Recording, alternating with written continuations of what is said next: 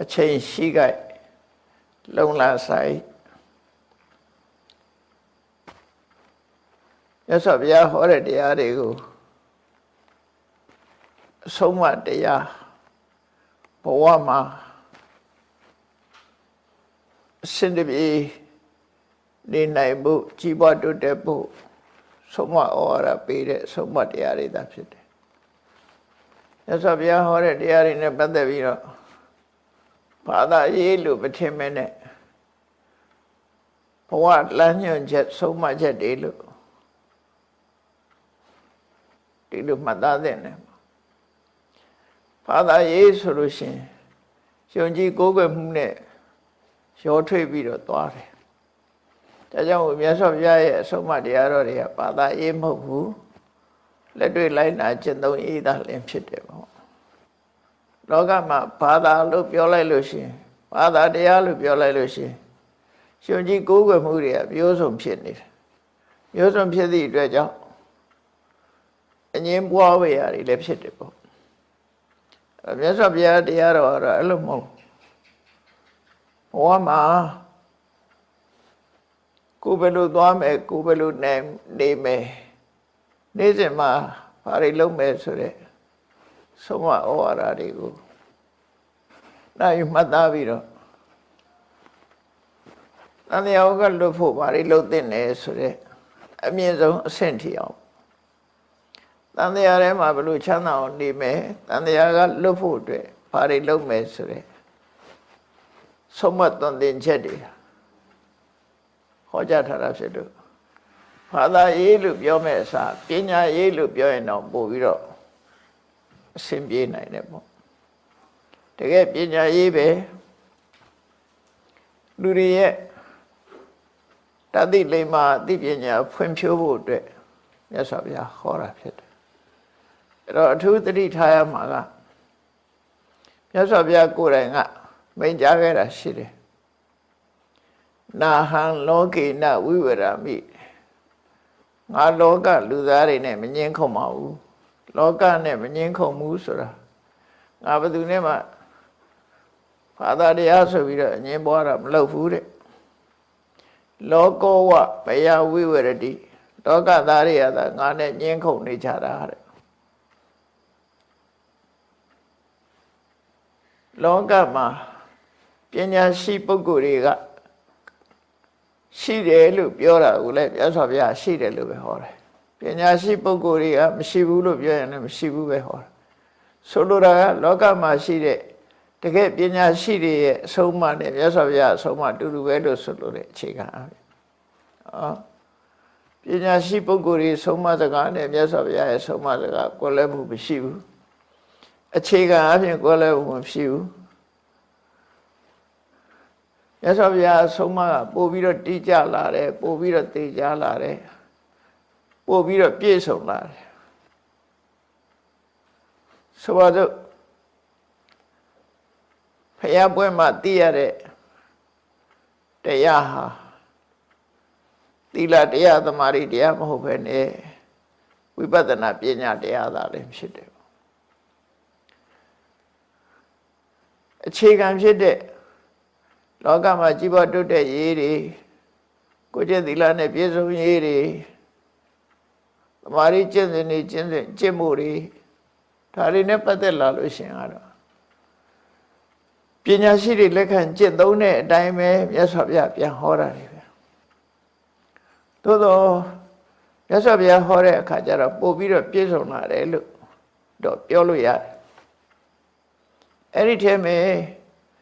ဖယားပွဲမှသာသိရတဲ့တရားကတော့ဝိပဿနာတရားပဲဖြစ်တယ်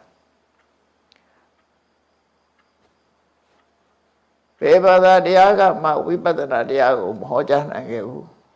မြတ်စွာဘုရားကိုယ်တိုင်ကိုယ်ကလည်းသူပတ္တပရပိုက်ကြီးကိုနောက်ဆုံးအချိန်မှာမိန့်ကြားထားတဲ့စကားရှိတယ်နှစ်ပေါင်း52နှစ်အတွင်းဝိပဿနာတရားရဲ့တစိမ့်တသေးတာကိုညွှန်ပြနိုင်တဲ့ဘာသာတစ်ခုမှမရှိခဲ့ဘူးလို့နှစ်ပေါင်း52နှစ်ဆိုတာဘာပြောတာတော့မြတ်စွာဘုရားဘာသာတရား အသိပညာကိုတရားဓမ္မကိုရှားပွေတဲ့နှစ်ကိုပြောတာရှားပွေပြီးတော့ဟောကြားဖြန့်ဖြူးတဲ့နှစ်တွေကိုပြောတာ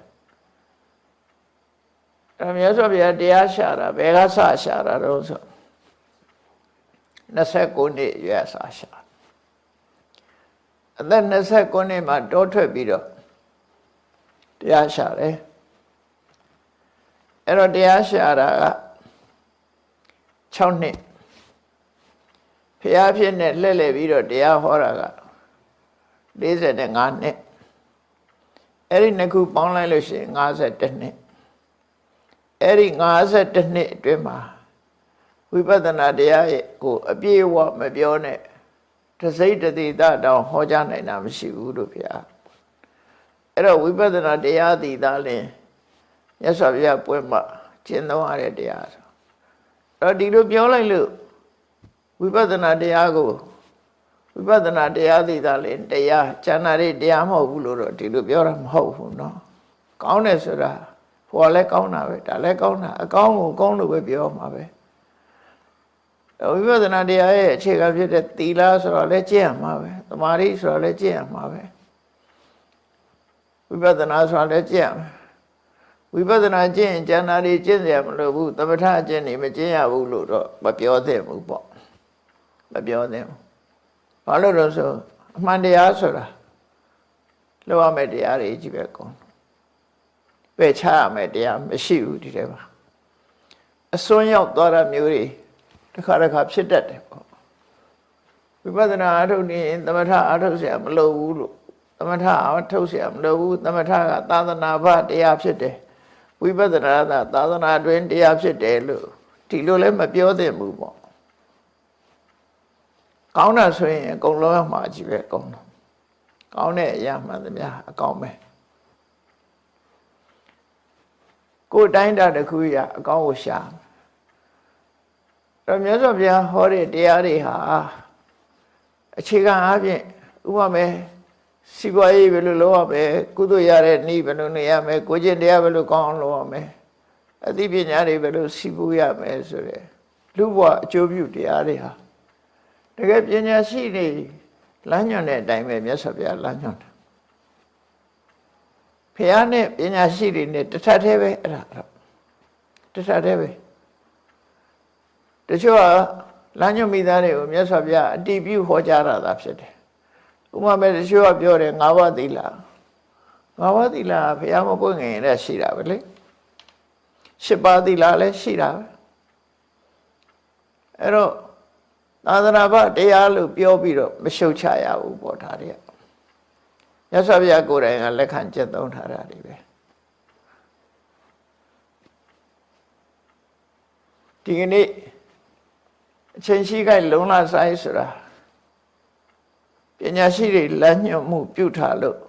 မြတ်စွာဘုရားကိုယ်တိုင်ကထပ်မံအတည်ပြုပြီးတော့လှုပ်တဲ့နယ်လို့ဟောထားတဲ့တရားပဲဖြစ်တယ်အဲ့ဒီတရားဟာဒီအခြေခံလူသားတွေကြီးပွားတိုးတက်ဖို့အတွက်လိုက်နာတဲ့တရားပဲဖြစ်တယ်အခြေခံအကျင့်စဉ်ကိုနိဗ္ဗာန်ရောက်ကြောင်းတရားမဟုတ်ဘူးလို့ပြောလို့မရဘူးအားလုံးဟာဥတည်ချက်ကနိဗ္ဗာန်ကိုထားရင်နိဗ္ဗာန်ရောက်ကြောင်းတရားကြီးပဲဆိုပါစို့ခြေလန်းတရားပြည့်လို့ရှိရင်နိဗ္ဗာန်ရမယ်ဆိုလို့ရှိရင်ပထမခြေလန်းဟာနိဗ္ဗာန်မရောက်တဲ့ခြေလန်းလို့ပြောလို့မရဘူးပထမခြေလန်းကနေစပြီးတော့နောက်လမ်းမှု69လမ်းပဲပါတယ်သူပါရမယ်သူကလည်းနိဗ္ဗာန်ရောက်ကြောင်းပဲနော်ဒုတိယခြေလန်းနိဗ္ဗာန်နဲ့လှမ်းဝေးတာနီးတာပဲကွာတယ်အလုံးဟာနိဗ္ဗာန်တွေပထမခြေလန်းမရှိဘဲနဲ့ဒုတိယခြေလန်းမရှိနိုင်ဘူးဒုတိယခြေလန်းမရှိဘဲနဲ့တတိယခြေလန်းမရှိဘူးပထမခြေလန်းမရှိဘဲနဲ့တရားမြောက်ခြေလန်းဆိုတာလည်းမရှိနိုင်ဘူးအဲ့တော့အဆင့်ဆင့်သွားတာကောင်းတဲ့အလုပ်မှသမျှဒီလိုပဲသွားအဲ့တော့အထူးသဖြင့်ဒီကနေ့မှတ်သားနိုင်ရမယ့်တရားကတော့ချင်းရှိခိုက်လုံလဆိုင်လို့အမေပေးထားတဲ့ဟိုအတိတ်ဘဝတုန်းကမြတ်စွာဘုရားရဲ့အလောင်းကိုယ်တိုင်ကဘုရားအလောင်းဖြစ်တဲ့ စနတန္တဆိုတဲ့ဘင်းကိုယ်တိုင်ကလူလူပိဋကကိုဆုံးမပေးခဲ့တဲ့တရားတွေပဲဒါတွေမြတ်စွာဘုရားဖြစ်တော့ဒါကိုပြန်ဟောပြတယ်ပြန်ဟောပြလူငယ်လူရွယ်တွေဖို့အရေးကြီးတဲ့တရားပဲဒါအလုံးတွေလည်းအရေးကြီးတယ်လို့ပြောလူငယ်တွေကျတော့ပိုအရေးကြီးတာပေါ့ဝရဏတိပြည်မှာဖះလောင်းဟာဘဝတစ်ခုမှာဘုရင်အင်းရဲ့သားတော်ဖြစ်ရောက်တယ်အမည်နာမကိုစနတန္တလို့နာမည်ပေးထားတယ်တက္ကသိုလ်ပြီးသွားပညာသင်ပညာရေးတတ်မြောက်တဲ့အခါကျတော့ဖခမီးတော်ဘုရင်ကြီးရဲ့ထီးနှန်းကိုအမွေဆက်ခတ်တယ်သူလက်ထက်ရောက်လာတယ်ပေါ့သူလက်ထက်ရောက်လာတဲ့အခါကျတော့ပင်ကိုကစိတ်ကောင်းနှလုံးကောင်းရှိတော့မိဘဘက်ကလည်းချမ်းသာကြွယ်ဝဘုရင်လည်းဖြစ်သူလက်ထက်မှာဘာတွေထူးခြားလာတော့ဆိုရင်ခမည်းတော်လက်ထက်ကအကျဉ်းချထားတဲ့ထောင်တွေကိုဖွင့်ပြလိုက်တယ်ဖွင့်လွှတ်လိုက်တယ်အကုန်လုံးထောင်ထဲမှာချုပ်နှောင်ထားတဲ့လူတွေမရှိဘူးအကုန်လုံးလွတ်ငြိမ်းချမ်းသာခွင့်ပေးလိုက်တယ်ဒါလည်းဒီနေ့ခေတ်မှာလွတ်ငြိမ်းချမ်းသာခွင့်ဆိုတာတွေပေးတာတွေရှိတယ်လေအဲ့တော့ဇနသန္တဘုရင်ကတိုင်းပြည်အုပ်ချုပ်တဲ့အချိန်မှာလွတ်ငြိမ်းချမ်းသာခွင့်တွေပေးလိုက်ပြီးတော့ဘာလုပ်လဲဆိုရင်တိုင်းသူပြည်သားတွေကိုထောက်ပံ့ရေးဆင်းရဲနွမ်းပါးတဲ့ပုဂ္ဂိုလ်တွေကိုထောက်ပံ့တဲ့အနေနဲ့ဌာနစခန်း6ခုတိဆောက်ထားတယ်သူတိုင်ကဌာနစခန်း6ခုဆိုတာဘုရင်ကြီးကစားရမဲတောင်းမဲပုဂ္ဂိုလ်တွေခက်ခဲမကြုံရအောင်ဆိုပြီးတော့နန်းတော်တကားဝမှာအလှူဒန်းလုပ်မဲ့ဌာနသာလာဆိုတာတစ်ခုစခန်းတစ်ခုထားတယ်မြို့အလဲကောင်မှာလည်းပဲစခန်းတစ်ခုဖွင့်လှစ်ထားတယ်အရှိနောက်တောင်မြောက်လို့ဆိုတဲ့မြို့ရဲ့လေးပေါက်မှာလည်းပဲဌာနသာလာတွေဖွင့်လှစ်ပြီးတော့ထားတယ်အဲ့တော့ဘယ်ကလာလူတွေဟာစားစရာတောက်စရာမရှိတဲ့ပုဂ္ဂိုလ်တွေအတွက်လှူဒန်းနေပေးတယ်ဌာနစခန်း6ခုဖွင့်တာတော့တနေ့ကိုစခန်းတစ်ခုမှာ6သိန်း3သိန်းနဲ့အလုံး6သိန်းပေါ့နန်းတော်ကဘုရင်ဗန္နာတော်ကနေထုတ်ပေးတယ်တနေ့ကို6သိန်းဌာနသာလာတစ်ခုမှာ3သိန်းကုန်ကြခံပြီးတော့အလှူဒန်းနေလုပ်ပေးတယ်အဲ့လိုလုပ်ပေးခြင်းအပြင်တိုင်းသူပြည်သားတွေမှာဆင်းရဲငတ်မွတ်မှုဆိုတာမဖြစ်တော့ဘူးတတိတွေကတော့သွားစားမှာမဟုတ်ပါဘူးစားနိုင်တဲ့လူတွေကစားမှာမဟုတ်ဘူးမစားနိုင်တဲ့ပုဂ္ဂိုလ်တွေကအဲ့ဒီမှာသွားစားလို့ရတယ်အဲ့တော့ဆင်းရဲတဲ့ပုဂ္ဂိုလ်တွေဖို့စိတ်ချမ်းသာကိုယ်ချမ်းသာနဲ့ဘဝခရီးဖြတ်သန်းနိုင်အောင်လို့သူ့နိုင်ငံမှာဆိုလို့ရှိရင်အဲ့လိုဒါနသာလာတွေဖွင့်လှစ်ပြီးတော့ထားတယ်တဲ့အဲ့ဒါထူးခြားတဲ့အလုပ်တစ်ခုပေါ့နော်ပြီးတော့မကြာခဏပြည်သူပြည်သားတွေကိုတတိပေးဆုံးမတယ်ဒီရိုင်းဆိုင်တဦးနဲ့တူမဆဲကြဘူးရိုင်းဆိုင်နေမပြောကြဘူးတဦးနဲ့တူမတက်အောင်မလုပ်ကြဘူးဒီဆုံးမဩဝါဒလည်းပေးတယ်အမေဖေတွေမိဥဖအိုတွေကိုစောင့်ရှောက်ကြဖို့ဒါလည်းအထုပေးတယ်အဲ့တော့မြတ်စွာဘုရားလှုပ်တဲ့အလုပ်တွေဘုရားလောင်လုပ်ခဲ့တဲ့အလုပ်တွေကလည်းပဲဘုရားဖြစ်တဲ့အချိန်ထိအောင်မတ္တပိတုဥပဋ္ဌာဏဆိုမင်္ဂလာတရားဖြစ်ဟောထားရတာလေ ဒါခက်မိတဲ့လူအတိုင်းဝိုင်းမှာခက်မိတဲ့နေစနစ်လို့ပြောရမှာပဲ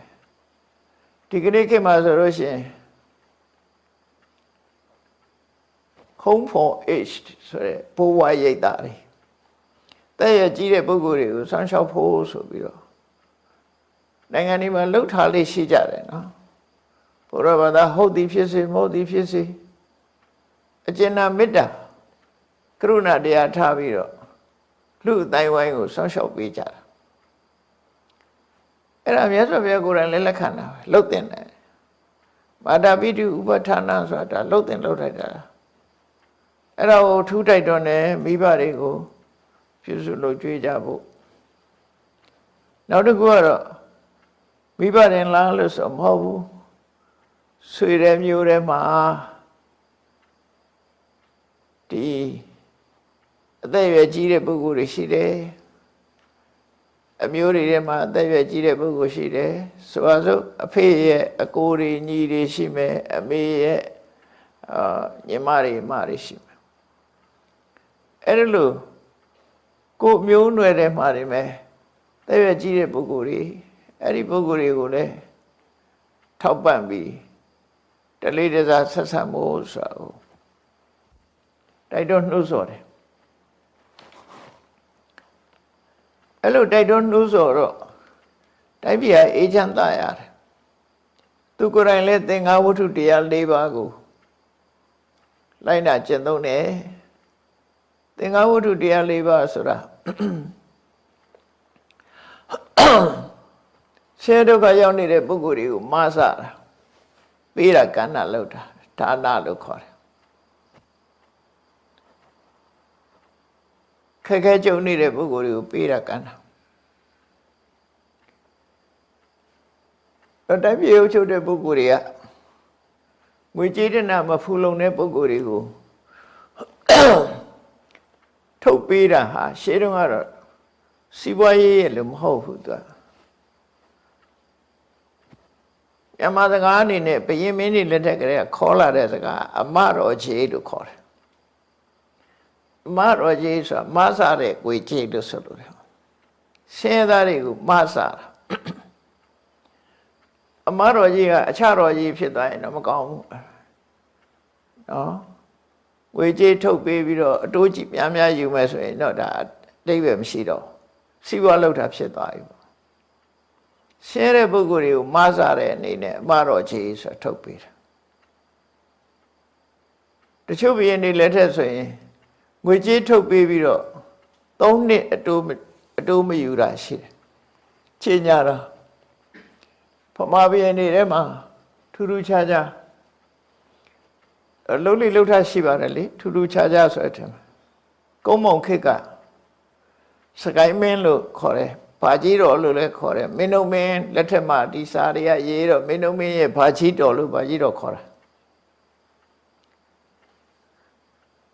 အဲ့ဒီဘုရင်ရဲ့ဘုရင်နန်းတက်တဲ့အခါမှာမင်းကုန်းပထိုးတော်ကြီးကိုတီးသွားတဲ့ဘုရင်ကြီးကပထုံမင်းတရားဘိုးတော်မင်းတရားလို့ခေါ်တယ်အဲ့ဒီဘိုးတော်မင်းကြီးပြီးတော့နောက်ဆက်ခံတာကစကိုင်းမင်းအဲ့ဒါဘာကြီးတော်မင်းလို့ခေါ်တယ်ပေါ့နော်အဲ့ဒီပထုံမင်းဘိုးတော်မင်းတရားကြီးလက်ထက်မှာမိုးကောင်ရေရှားပြီးတော့တိုင်းပြည်ဆင်းရဲသွားတယ်ဆင်းရဲမှုနဲ့ကြုံတယ်အဲ့လိုကြုံတော့ဒီစကိုင်းမင်းဘာကြီးတော်မင်းနန်းတက်လာတဲ့အခါမှာသူနန်းတက်မိန်ကုန်းပြောတော့အခွန်အတုတ်တွေမကောက်ဖို့3 နှစ်3မို့သူကအခွန်လုပ်ခွင့်ပေးထားလိုက်တယ်ဘာလို့လဲဆိုရင်မိုးကောင်ရေရှားလို့လူတွေဆင်းရဲဒုက္ခရောက်နေတဲ့အချိန်မှာအခွန်တွေကင်းလွတ်ခွင့်ပေးလိုက်တယ်အဲ့ဒီချိန်ပြီးတော့သူနန်းတဲ့မိန်ကုန်းထဲမှာဗာပြောတော့ဆိုရင်သူရဲ့ဝန်တန်းတွေကိုမှားတယ်ငါ့ကိုချစ်ရင်ပြည်သူတို့ကိုချစ်ငါအကျိုးစီးပွားကိုလိုလားရင်ပြည်သူအကျိုးစီးပွားကိုလိုလားပြည်သူဗန္နာမျက်မုံမကြိုးကြနဲ့ထူးထူးခြားခြားမှားတဲ့စကားအဲ့ဒါပဲမျက်မုံကြိုးတယ်ဆိုတော့သူများပစ္စည်းမလိုချင်တဲ့လို့ပြောတာနော်ပ ပြည်သူတွေရဲ့ပစ္စည်းကိုမလိုချင်နဲ့လိုချင်မျက်စိနဲ့မကြည့်ကြနဲ့လို့အဲ့ဒါကိုမျက်မုံးကျိုးတယ်လို့ခေါ်တာပြည်သူ့ဘာသာကိုမျက်မုံးမကျိုးနဲ့ငါရဲ့ဝန်တန်းဖို့ငါပေါ်မှာမင်းတို့ချစ်ခင်လေးစားတဲ့ဆိုရင်ငါ့ကိုလေးစားမဲ့အစားပြည်သူကိုလေးစားသူတို့ဆိုလို့တယ်ပေါ့နော်ငါ့ကိုချစ်လင်ပြည်သူတို့ကိုချစ်ဆိုတာငါပေါ်မှာသစ္စာရှိတယ်ဆိုရင်ပြည်သူတွေပေါ်သစ္စာရှိလို့သူတို့ဆိုလို့တယ်ပေါ့ငါအကျိုးစီးပွားကိုလိုလားရင်ပြည်သူအကျိုးစီးပွားကိုလိုလားလို့လွန်ခဲ့တဲ့နှစ်ရက်လောက်ကပြောခဲ့တဲ့စကားလေးပဲဒါ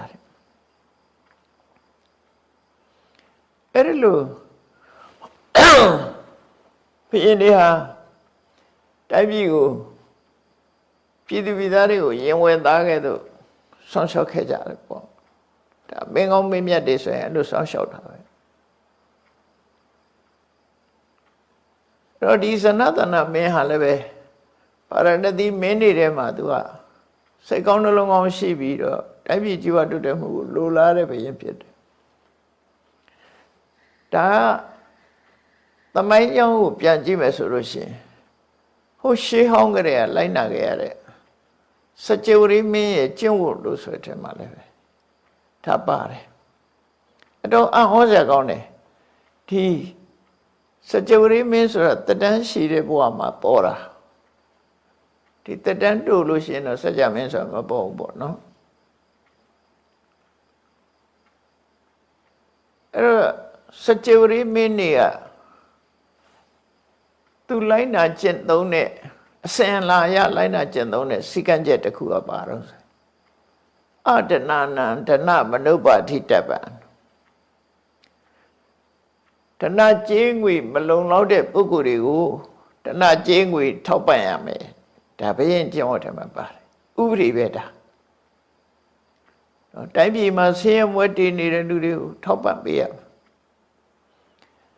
အဲ့ဒီစနစ်ကဘယ်သွားတွေ့တော့ဆိုအင်္ဂလိပ်တွေသွားတွေ့နေတယ်လှုပ်ထားတယ်ဒီဗမာလည်းရှိမှာပါရာဇဝင်နဲ့ရှိလေဘာရာဇဝင်မှာလည်းရှိတာဒါပေမဲ့နိုင်ငံခြားတိုက်ပြည်တွေမှာလည်းပဲကြည်နေအလောကမရှိဆင်းရဲနေတယ်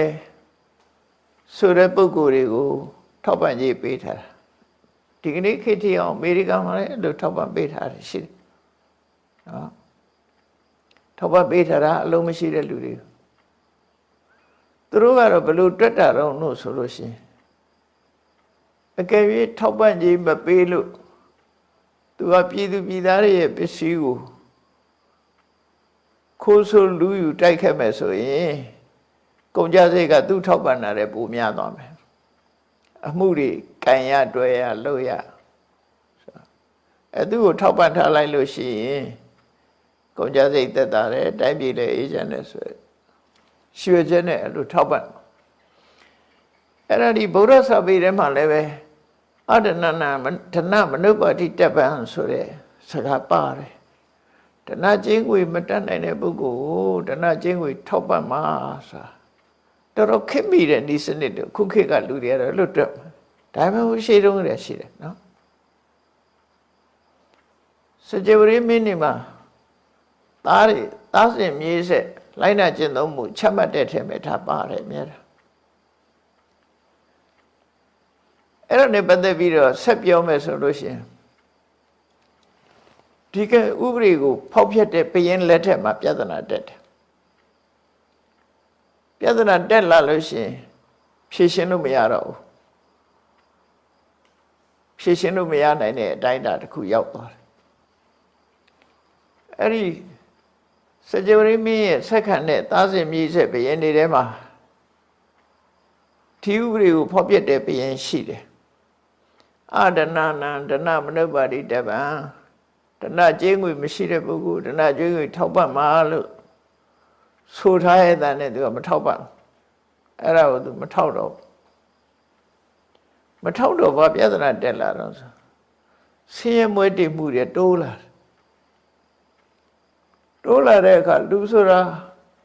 ငတ်လို့ရှိရင်မစားရမနေနိုင်ဘူးလေအဲ့တော့ဘာလို့တော့ခိုးစားတာပေါ့ ခိုးစားတဲ့ခါဟာသခိုးဆိုပြီးတော့ဖမ်းပြီးတော့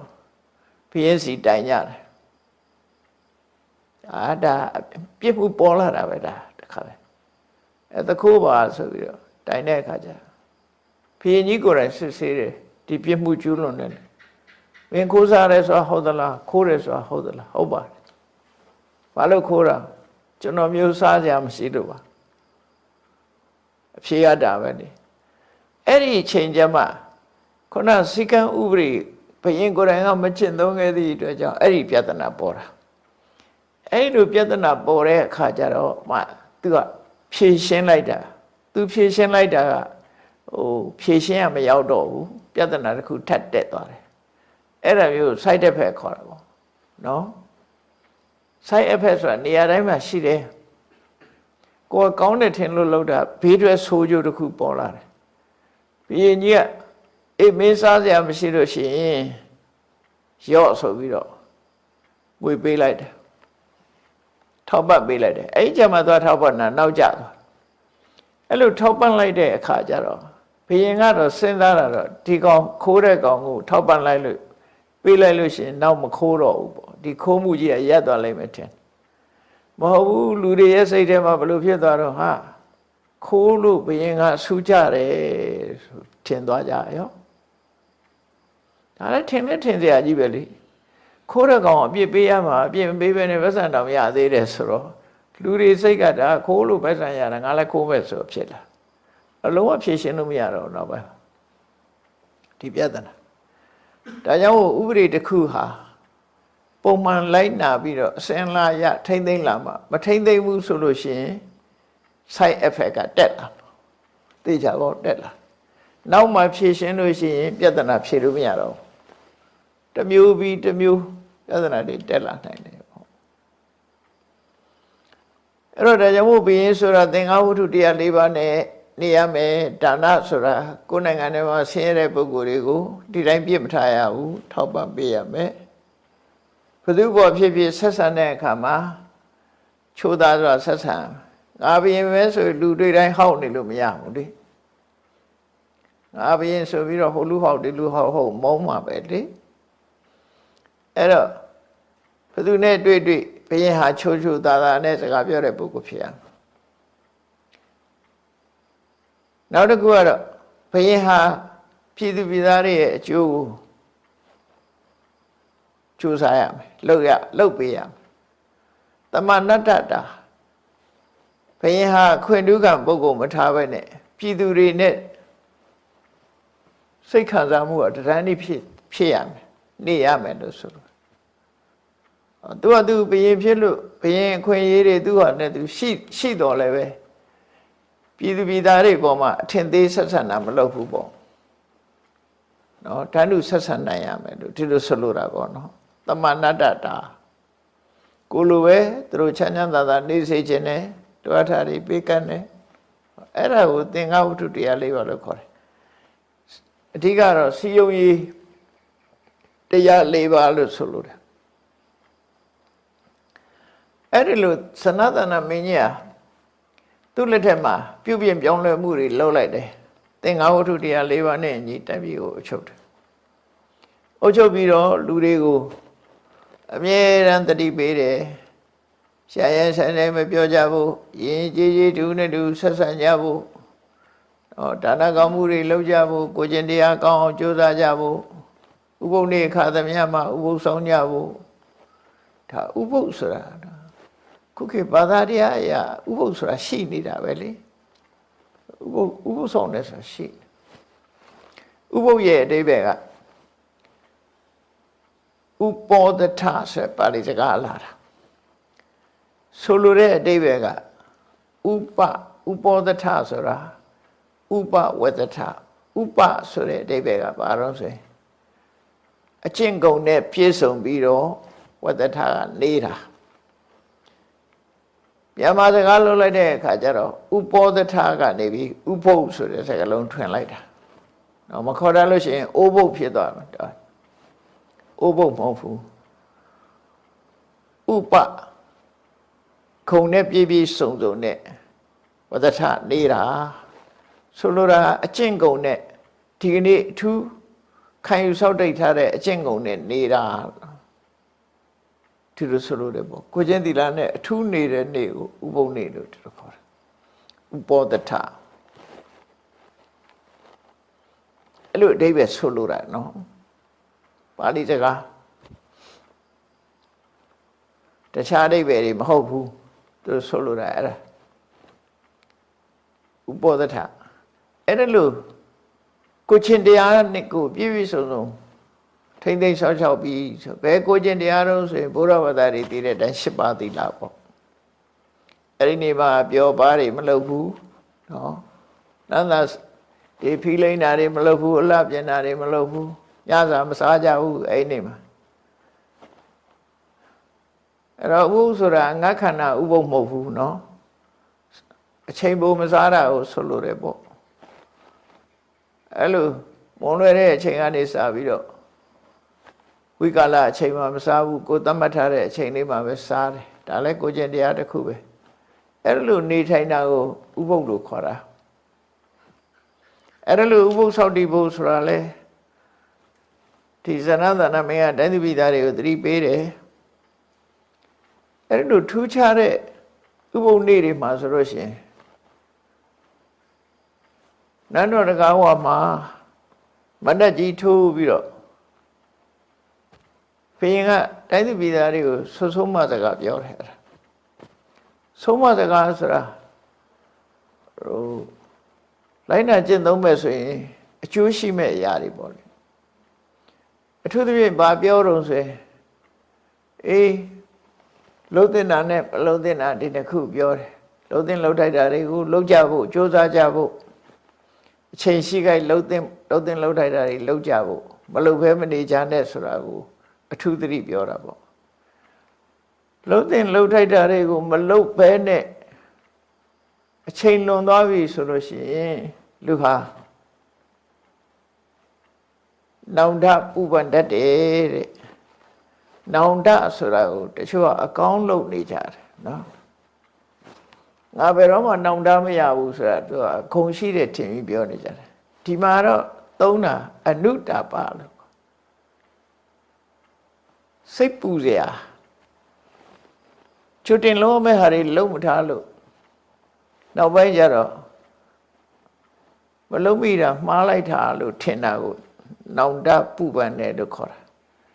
ဘုရားစာပေမှာတော့နောင်တပူပန်တာနောင်တရတာဆိုတာနဲ့တခြားစီပေါ့နောင်တပူပန်တယ်ဆိုတာနောက်မှဘာမှလုပ်လို့မရတော့ဘူးဆုံးရှုံးမှုနဲ့ကြုံကြရတယ်အဲ့ဒါနောင်တပူပန်တယ်လို့ခေါ်တာကုတ်ကုတ်ဆလို့သုံးတာဝရိပေါ့အဲ့ဒါနောင်တပူပန်သူတို့ကနောင်တရတယ်ဆိုတာကြတော့တတိတရားရတာကိုပြောတာအတိတရားရတာကိုပြောတာနောင်တမရဘူးဆိုတဲ့သူကဘာကိုပြောတာလဲငါလှုပ်ချင်တာမိုက်ရှာရှိဆက်မိုက်မယ်ဆိုတော့ဒီလိုအဓိပ္ပာယ်မျိုးရောက်နေနော်လှုပ်ရှာရှိဆက်လုံးမယ်ငါမှားတယ်လို့ဘယ်တော့မှမယူဆဘူးဆိုတဲ့ဟာဒီအပြောမျိုးတွေကို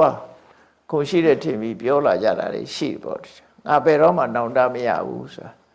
ကိုလို့တော့မှားတယ်လို့မသိဘူးအမှန်လို့ပဲထင်ပြီးတော့လှုပ်ရှာရှိဆက်လုံးမယ်ဆိုပုံစံမျိုးပေါ့နော်အဲ့တော့ဘယ်ဟာပဲဖြစ်ဖြစ်အမှားနဲ့အမှန်ဆိုတာရှိတယ်အမှားလုပ်ပြီးရင်ကိုယ့်ဟာကိုမှားတယ်လို့ပြောရမှာအမှားလုပ်ပြီးအမှန်ထင်နေတဲ့လူကလူပိုက်ပဲမှားတော့လူပိုက်ကလည်းသူ့ကိုယ်သူဘယ်တော့မှလူပိုက်လို့မပြောဘူးကျွန်တော်ကလူကောင်းမှသူတို့ကြောင့်ကျွန်တော်မိုက်ရတာပါဖြစ်သွားတယ်အဲ့လိုလူတွေခုခေတ်လည်းပေါ်တယ်ဗျာနိုင်ငံထဲမှာရှိငါဘယ်တော့မှနောင်တမရဘူးဆိုတဲ့လူတွေရှိအဲ့တော့နောင်တဆိုတာကောင်းတာလုပ်လို့နောင်တရတာ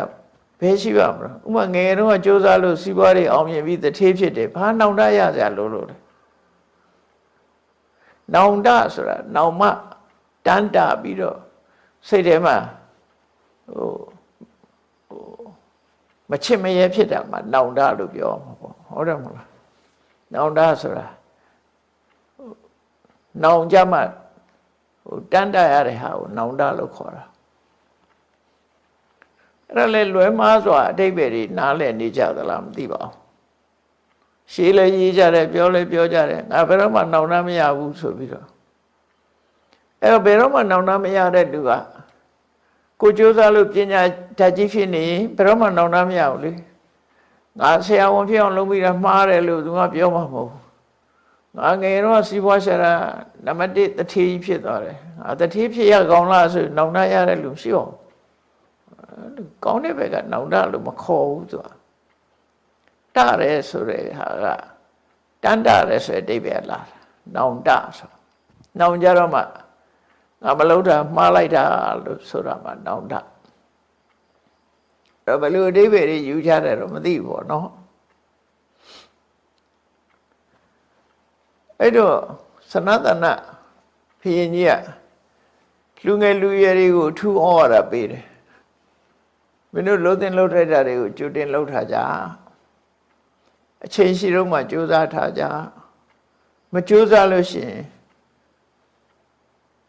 မလုံနိုင်တဲ့အချိန်ရောက်လို့ရှိရင်မင်းတို့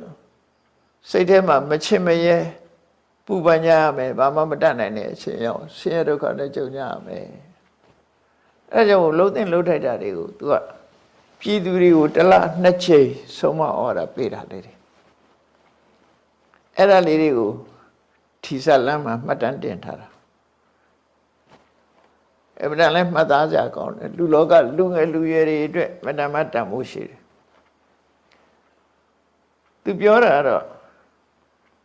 ဒီ10ခုတဲ့အချက်10ချက်ကိုသူပြောမှာယာနိပုပ္ပိအကရိတဝါငယ်ငယ်တည်းဒါလှုပ်ထားမယ်အချက်10ချက်တဲ့နော်အဲ့ဒါတွေကိုမလှုပ်ဘူးဆိုရင်သပ္ပစ္စမနုတ္တပတိနောင်ရောက်တဲ့အခါကျတော့စိတ်ဆင်းရဲလိမ့်မယ်နောင်တပူပန်ရလိမ့်မယ်လှုပ်တဲ့အချက်10ခုကိုမင်းလှုပ်ထားပါလှုပ်ထားကြမလှုပ်ဘူးဆိုလို့ရှိရင်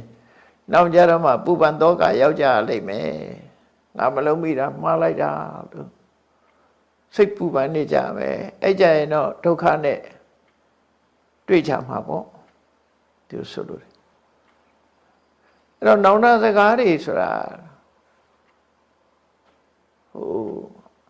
ဟုတ်တာလုပ်တဲ့လူတွေမှာသာနောင်တစကားဆိုတာရှိတာလေဟုတ်တာလုပ်တဲ့လူကနောင်တမှာမရှိတာအဲ့တော့သူပြောတဲ့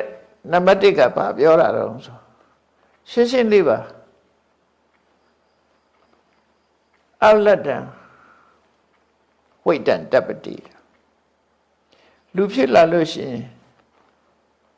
ပစ္စည်းဥစ္စာရှာရမှာနော်ပစ္စည်းဥစ္စာရှာကိုရှာမရအောင်လုပ်အောင်အဲ့ဒီပစ္စည်းဥစ္စာကိုရအောင်မရှာနိုင်လို့ရှိရင်မင်းစောင်းနေခက်ခဲလိမ့်မယ်အဲ့ဒီကြမှာမင်းငါမရှာမိတာမှားတယ်လို့ဖြစ်မှာပဲစိတ်ပူပန်ရတယ်ပတ်စံမရှိရင်စိတ်ပူပန်ရတယ်နောက်လက်ကြည့်နောက်စီဆိုဘာမှစားစရာမရှိဆိုစိတ်ပူတာပဲလေအဲ့ဒီပူပန်မှုကိုပြောတာအလတ္တဝိတ္တံတပ္ပတိပစ္စည်းဥစ္စာဆိုရရအောင်ရှာမယ်မင်းမရဘူးဆိုရင်စိတ်ပူရမှာပဲအဲ့ဒါဘာလို့ဆိုပုပ္ပေအတ္တမုထာနိတံငယ်ငယ်တုန်းကကြိုးစားပြီးတော့ငွေကြေးဒနာတွေကိုရအောင်ရှာတယ်စုဆောင်းခဲ့တယ်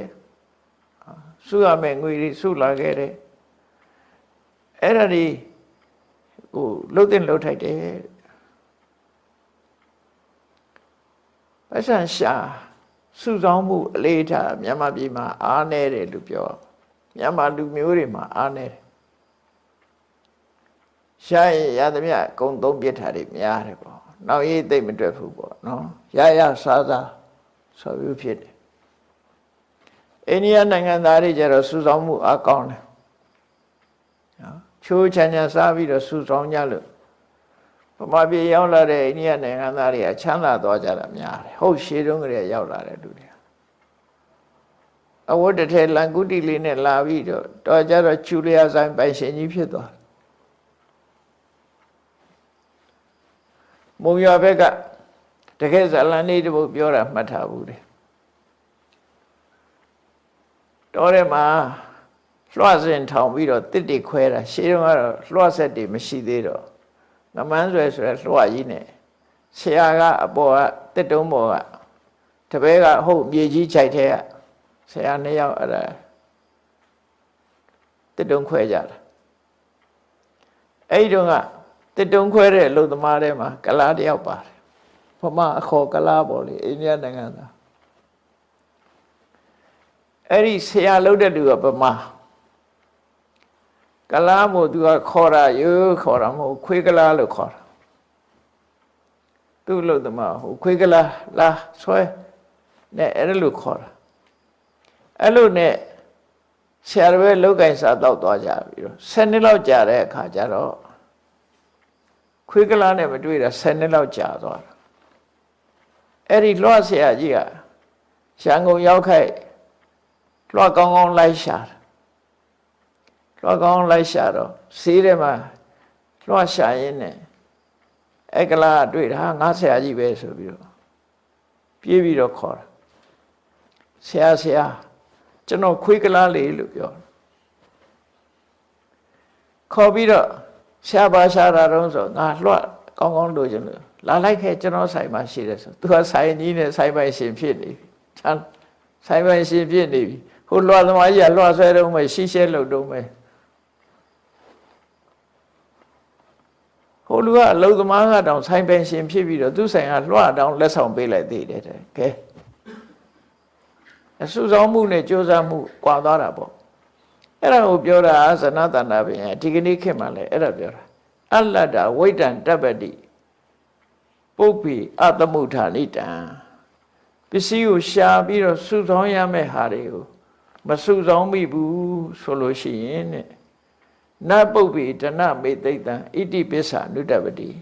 ငါငယ်ငယ်တုန်းကရရတဲ့နဲ့ဖြုံးပစ်ခဲ့တယ်ငါငယ်ငယ်တုန်းကနော်ကြိုးစားပြီးတော့မရှာခဲ့ဘူးမစုခဲ့ဘူးဒါကြောင့်မို့အသက်ကြီးတော့စားစရာမရှိတော့ဘူးဆိုပြီးတော့ပြန်ပြီးတော့စိတ်တော့ကရောက်ရတယ်စုတဲ့လူတွေကတထေးဖြစ်ကုန်ပြီသူကတထေးပဲဖြစ်တော့အဲ့ဒါကိုပြောတာအမှန်ဒါလူလောကမှာတကယ်လို့ရမယ့်ကိစ္စတွေပဲဒါနိဗ္ဗာန်ရောအကြောင်းတရားလို့လည်းပြောလို့ရတယ်စီးပွားရေးအစဉ်ပြေနိဗ္ဗာန်ကိုသွားလို့လွယ်တယ်လေဒီပေါ်မှာမိတည်ပြီးတော့နိဗ္ဗာန်ရောအကြောင်းအကျင့်လို့လွယ်တာပေါ့စီးပွားရေးအစဉ်မပြေတဲ့လူကဘယ်လိုလုပ်နိဗ္ဗာန်ရောအကြောင်းလုပ်လို့ရဒါနံပါတ်1ဟောငယ်စဉ်ခါစီးပွားဥစ္စာကြိုးစားရှာစုစုဆောင်ဆောင်ထားမဟုတ်ရင်အသက်ကြီးလာမှမရှာနိုင်တဲ့အခါမှာမင်းနောင်တရလိမ့်မယ်ဒါတစ်ခုနောက်တစ်ခုကတော့လူဆိုတာဘဝတစ်ခုကြုံချင်းပတ်ဆက်ရှာဖို့လိုတယ်ကိုကျေတနာရှေ့ရမယ်စုဆုံးထားရမယ်ကိုနောက်လက်ကြည့်နောက်စီမဖြစ်တဲ့မူကိုမှစုဆောင်ဆောင်ရှိနေရမယ်နောက်ခံနောက်တစ်ခုကဘာလို့ဆိုစီးပွားရှာတယ်လို့ပဲပညာလည်းကြိုးစားသင့်မို့လို့တယ်ဒုတိယအချက်ကတကြရူပံပုရိတန္တံမယာသိပ္ပံနသိခိတံကိစ္ဆာဝုဒ္ဓိအသိပ္ပတ္တနော်ဣတိပစ္ဆာနုတ္တပတိ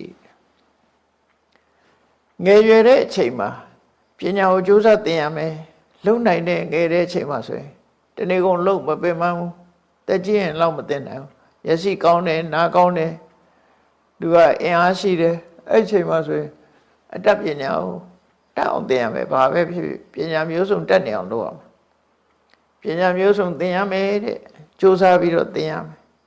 ဘာကြောင့်လို့ဆိုရင်ကိစ္ဆာဝုဒ္ဓိအသိပ္ပတ္တ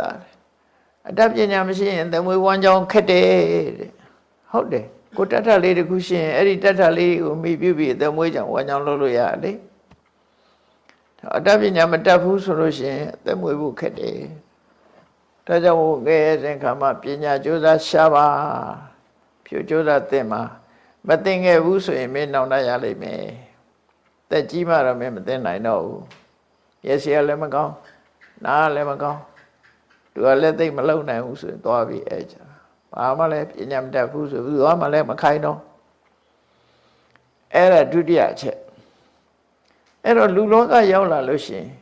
စနတနာမင်းလမ်းညွှန်ချက်ကဘာလို့ဆိုနံပါတ်1မင်းစီးပွားရှာစုစုဆောင်ဆောင်ထား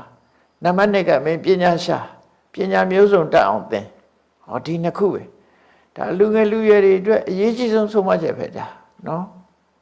တိုင်းသူပြည်သားတွေ စီးပွားဥစ္စာရအောင်ရှာကြအတတ်ပညာတက်အောင်သင်ထားကြကိုပညာနဲ့ကိုလှုပ်ရှားလို့ရမယ်ဒီနှစ်ခုဟုတ်ပြီနောက်တတိယအနေနဲ့ဗာပြောတော့ဆိုကုတဝေထိပုရိအာသိပိတုနောပိဋ္ဌိမန္တိကောစန္ဒောသဖရုသောသပိဣတိပစ္ဆာဒုတပတိလူဆိုတာစီပွားလဲရှာပညာလဲသင်အဲ့ဒီချက်မှာရိုးသားဖြောင့်မတ်ဖို့ကိုချင်းတရားကောင်းဖို့လိုတယ်တဲ့မရိုးသားတဲ့ပုဂ္ဂိုလ်ကဘာတော့ဆိုရင်ပတ်စံမရှိတော့သူကပတ်စံရှာတယ်ဘာနဲ့ရှာတော့ဆိုကောက်ကျစ်ဆင်လဲတဲ့နေတွေနဲ့ရှာဟိုလူဆရာပတ်စံချီသွားလိုက်ပြန်မပေးဘူးဒီလူဆရာပတ်စံချီသွားလိုက်ပြန်မပေးဘူးနော်လိန်လေလှည့်ပြားတယ်ကုတဝေထိပုရိအသိကောက်ကျစ်ဆင်လဲတယ်အတုလုပ်ပြီးတော့ရောင်းတယ်ပတ်စံရှာရပြီအဲ့ကြတော့ပညာနဲ့ရှာတာမဟုတ်တော့ဘူးအတုနဲ့ရှာလိန်လေပြီးတော့ပတ်စံရှာပြီးတော့လူနှစ်ယောက်ကြားထဲမှာလည်းပဲခုခေတ်စကားနဲ့ဆိုဂျင်းထဲပေါ့ဟိုလူနဲ့ဒီလူမတက်အောင်လုပ်တာတော့ဒါတွေလည်းလုပ်တယ်ပိဋ္ဌိမန္တိကောတဲ့သူများပိဋ္ဌိမန္တိကဆိုတဲ့စကားလုံးကပိဋ္ဌိဆိုတာကြောမန္တဆိုတာအသားလူတစ်ယောက်ရဲ့ကြောသားကိုစားတယ်လို့အဓိပ္ပာယ်ရတယ်တိုက်ရိုက်အဓိပ္ပာယ်ဒါပေမဲ့ဒါဣရိယံစကားပေါ့ပိဋ္ဌိမန္တိကောဆိုတာဘာလို့ဆိုရင်နောက်ွယ်ကနေပြီးတော့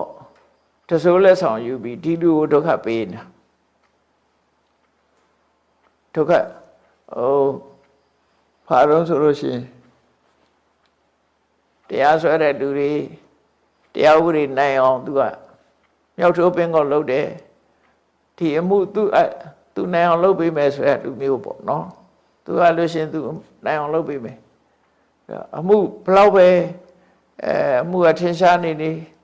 သူကနေပြီးတော့ခိုးလူဆက်ပတ်စံယူပြီးတော့သူနိုင်အောင်မျိုးစုံလုပ်ပြီးတယ်ခုခေတ်ဆိုရင်တော့ဘာခေါ်တော့ခေါ်ရရှိတယ်လေငှားတာပေါ့လူငှားပြီးတော့လုပ်တာလေလော်ဘီဆိုတာလေလော်ဘီငှားထားတာပတ်စံပေးပြီးတော့သူနိုင်အောင်လုပ်တယ်လေအဲ့လိုလော်ဘီငှားပြီးတော့စားတဲ့လူတွေကိုပိဋ္ဌိမန္တိကလို့ခေါ်တယ်သူများကြောကိုနောက်ကနေဗမာစကားကတော့နောက်ကျောကနေဓာတ်နဲ့ထိုးတယ်လို့ပြောတာဒီပါဠိကျတော့အဲ့လိုပါဠိစာပေမှာတော့အဲ့လိုမဆိုဘူးသူကဘာဆိုတော့ဆိုပိဋ္ဌိမန္တိကောသူများကြောကုန်းကိုကြောသားကိုစားသူလို့ဆိုနောက်ွယ်ကနေပြီးတော့မတရားလုပ်ပေးတဲ့လူကိုပြောတာပတ်စံယူပြီးမတရားလုပ်ပေးတာဒါတွေကလည်းရှိတာပဲခုခေတ်လည်းရှိနေတာပဲစန္ဒောသဖရုသောသပြီးတယ်ကိုမူရလည်းကြမ်းတယ်စိတ်ဓာတ်ကလည်းကြမ်းအဲ့တော့မဟုတ်တာဆိုအကုန်လုံးတယ်အဲ့ဒီမဟုတ်တာအကုန်လုံးတဲ့ပုဂ္ဂိုလ်ဟာလည်းပဲနောက်ဆုံးအချိန်ရောက်လို့ရှိရင်ငါမဟုတ်တာတွေလုပ်တယ်ဆိုပြီးတော့တေခါနေကြတော့စိတ်ပူပန်ရလိမ့်မယ်တဲ့အဲ့ဒီပုဂ္ဂိုလ်မျိုးဟာဒါမလုပ်သင့်ဘူးလို့ပြောတယ်နောက်စတုထအချက်ကလည်းတူဒုစရိုက်နဲ့ဆိုင်တယ်လူတယောက်ဟာငယ်ရွယ်စဉ်အခါမှာ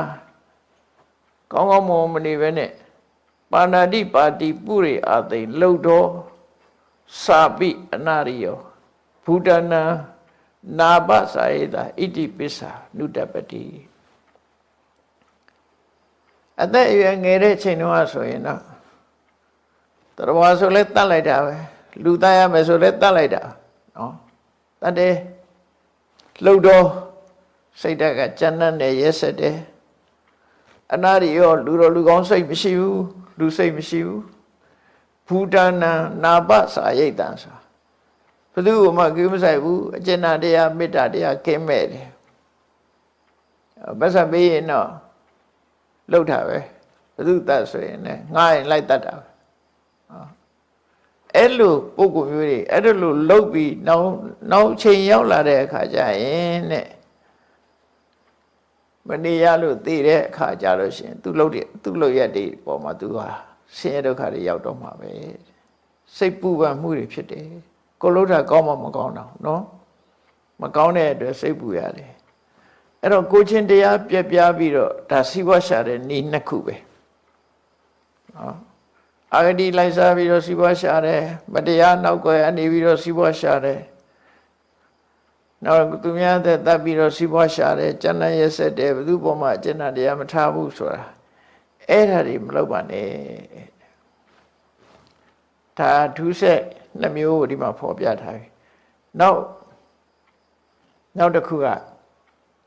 ဘဟုတုဝတ္တတန္တိတုအနာပါတိတုအဋ္ဌိတုအနာပါဒာတုအဋ္ဌိတုပရဒရံအာတိဝိတံဣတိပိစ္ဆာနုတ္တပတိနောက်ဆုံးချက်ကတော့ယောက်ျားတွေကိုအဓိကထားပြီးတော့ပြောတဲ့စကားတစ်ခုပေါ့နော်လောကမှာတဲ့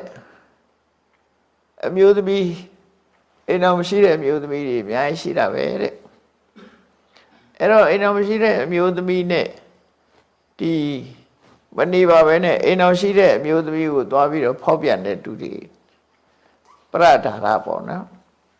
အဲ့ဒါလို့ဖောက်ပြန်လို့ရှိရင်လည်းပဲသူက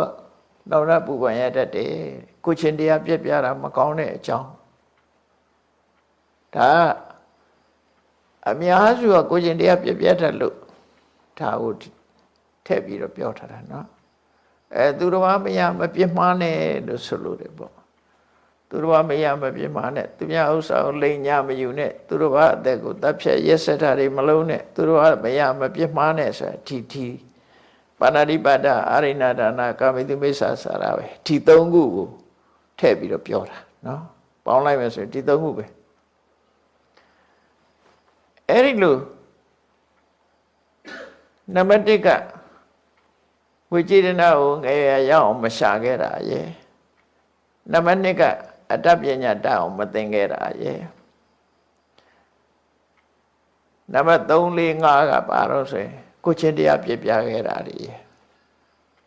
ပါဏာတိပါဒအရိဏဒါနကာမိတုမိစ္ဆာစာရဆိုရကိုချင်းတရားပြပြခဲ့တာအဲ့ဒီကနေပြီးတော့ဒါတွေကမလုံးသင့်တာတွေကိုရှောင်မယ်နောက်တစ်ခါလုံးသင့်တာမလုံးတာလည်းရှိသေးတယ်ဘဟုံမိဝတ္တတန္တမိအာနာပါနိဥပဋ္ဌိတိကိုမှပစ္စည်းဥစ္စာလည်းတတ်နိုင်တယ်စားစရာတောက်စရာတွေလည်းရှိတယ်အဲ့လိုရှိရတဲ့နဲ့ဘသူကိုမှပေးကမ်းထောက်ပံ့ခဲ့ခြင်းမရှိဘူးဆိုတဲ့လူတယောက်ဟာရှိတော့ကမပေးခဲ့လို့နောင်ကြရင်တော့သူဟာဘသူမှထောက်ပံ့မှုတဲ့ပုဂ္ဂိုလ်မဟုတ်သည့်အတွက်ကြောင့်ငါဘသူမှလည်းမလုပ်ခဲ့ဘူးငါပေါ်တော့အခုကျတော့ငါတော့စားစရာမရှိဘူးဆိုဖြစ်လာတယ်စိတ်တက်ပူပန်ရတယ်တဲ့ဒီခါနောက်တစ်ခုကတော့ဘာလို့ဆိုမိဘနဲ့ပတ်သက်လာမာတရံပိတရံစာပိစိဏကံကတယောပနဘဟုတံတော့နဘောသိတံသဗ္ဗစ္ဆမနုဣတိပစ္ဆမနုတပတိအမေဖေတွေတက်ရွယ်ကြီးလာတဲ့အခါမှာငါထောက်ပံ့နိုင်ရတဲ့နဲ့ငါအမေဖေတွေမထောက်ပံ့ခဲ့ဘူးအမေလည်းတည်သွားပြီဖေလည်းတည်သွားပြီငါဘာမှမလုပ်ခဲ့နိုင်ဘူးဆိုပြီးတော့နောက်ဆုံးမှာသူကနောင်တပူပန်ရတတ်တယ်တဲ့အဲ့ဒါငါအမေဖေတွေအတွက်ဘာမှမလုပ်ခဲ့ရဘူးနောက်တစ်ခုကတော့အာစရိယမနုတ္ထာနာသဗ္ဗကာမရတံဟရပိတရံအတိမိညိတာအဖေရှိတဲ့အချိန်မှာအဖေစကားကိုနားမထောင်ပဲနဲ့ခမည်းကြီးခင်မမိပါဘူးကိုနေရကိုနေစမ်းမလို့အဖေပေါ်မှာတာတလာချီးပြီးတော့လုတ်ခဲ့တာတွေနဲ့ပတ်သက်ပြီးသူကနောင်တပူပန်ရတတ်တယ်မိဘစကားကိုအဲ့လိုမလုပ်ရဘူးလို့ဆိုလို့လေပေါ့နော်ဒါလည်းအဲ့တော့မိဘကိုယုံသိလေးစားဖို့ဆိုပြီးတော့ဆုံးမတာအဲ့ဒါတွေပြီးတဲ့အခါကျတော့နောက်ဆုံးမတာတော့သမဏေပြမဏေစာပိသီလဝန္တေဘဟုတုတေနာပုပ္ပေနာပုပ္ပေပရိယုပယိတံဣတိပိစ္ဆမနုတပတိအကျင့်ကောင်းတဲ့ကိုချင်းသီလနဲ့ပြည့်စုံတဲ့ဘုဒ္ဓရကြွယ်ဝတဲ့သမဏပြမဏတွေဟုတ်လားသမဏပြမဏဆိုတာဘာသာရေးပေါ့နော်ခုဆိုရင်တော့ယဟန်တန်ဃာတွေပေါ့ဒီလိုပြောလို့ရတာပေါ့အဲ့လိုယဟန်တန်ဃာတွေကိုချင်းကပ်ပြီးတော့မသိသေးတာတွေသိအောင်မသိသေးတာတွေသိအောင်သိတာတွေကိုပို့ပြီးတော့ရှင်းလင်းအောင်စိတ်ကပ်မေးမြန်းခြင်းမလုပ်ခဲ့ဘူးဆိုပြီးတော့ဆိုလို့ရှိရင်လည်း နောင်တပူပန်ရတတ်တယ်တဲ့အဲ့ဒီပုဂ္ဂိုလ်ဟာနော်နောင်တပူပန်ရတာပဲဒါလဲငါဒီရံပုံနာတွေရဲ့တမနာဗျမနာတွေကိုချင့်ကပ်ပြီးတော့ဒီအသိပညာရရှိအောင်မလုပ်ခဲ့ဘူးတရားစကားတွေနားမထောင်ခဲ့ဘူးတရားအသိတွေမရခဲ့ဘူးဆိုပြီးတော့စိတ်ပူပန်ရတတ်တယ်တဲ့နောက်ဆုံးတစ်ချက်ကပါတော့သာဓုဟောတိတပောစိန်နော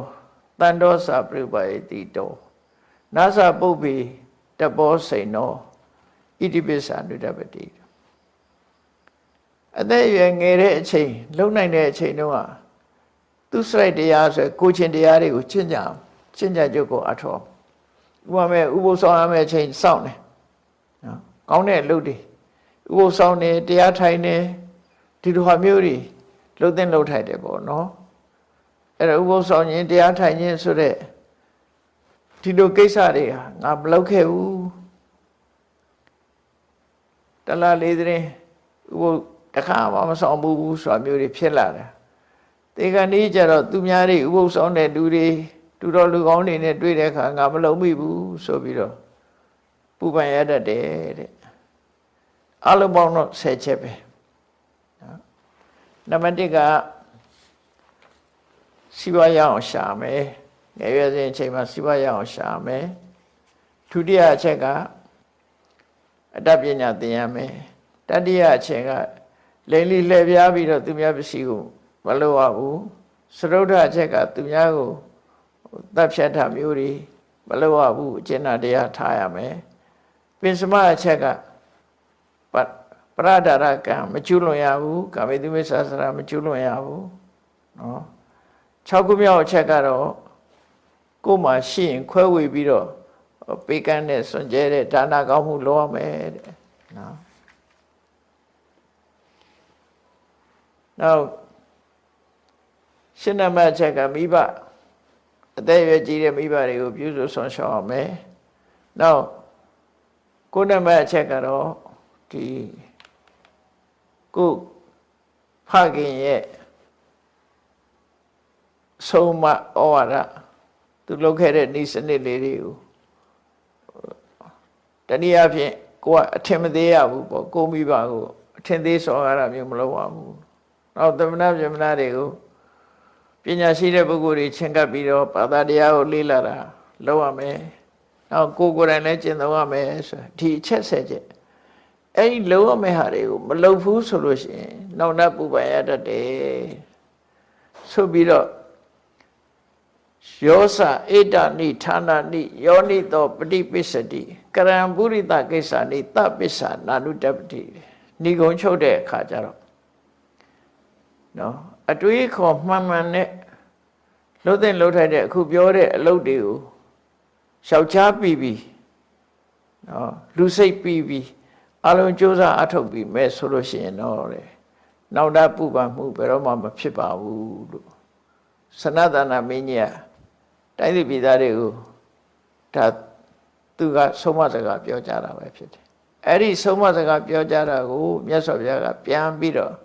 ဟောပေးတာအဲ့တော့ဒီအချက်တွေကိုစဉ်းစားကြည့်လိုက်မယ်ဆိုလို့ရှိရင်အလုံးဟာလှုပ်တဲ့လှုပ်ထိုက်တဲ့အချက်နဲ့ရှောင်းမဲ့အချက်ဒါတွေကိုပဲရှင်းလင်းဟောကြားသွားတာဖြစ်လို့ဒါဟာမြတ်စွာဘုရားဟောတဲ့ကိုကျင့်တရားနဲ့ထပ်တူထပ်မြတ်ဖြစ်ပြီးလှုပ်တဲ့လှုပ်ထိုက်တဲ့အလုပ်တွေသာဖြစ်တယ်ဒီတိုင်းကျင့်သုံးနေထိုင်ကြမယ်ဆိုရင်ဘဝမှာကြီးပွားတိုးတက်နိုင်တယ်ဆဲတော့ကမရောက်နိုင်ဘူးဆိုတာကိုယ်စီမှတ်သားပြီးတော့ဒီအချက်များကိုရှောင်တဲ့နာရှောင်လှုပ်တဲ့နာလှုပ်ပြီးကြိုးစားအထောက်နိုင်ကြပါစေကုန်သတည်း